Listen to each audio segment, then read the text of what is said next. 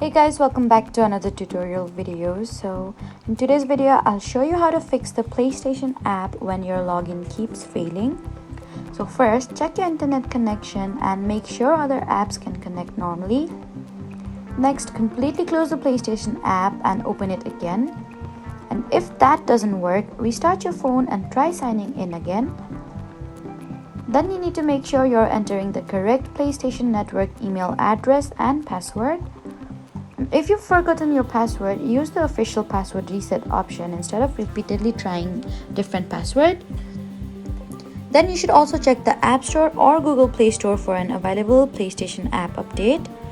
And if you're using a VPN, temporarily disconnect it and then try signing in again.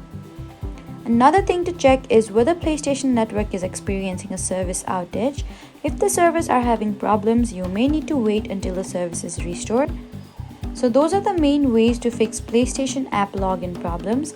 Please do not forget to like, comment and subscribe for more helpful tutorials. Thank you for watching.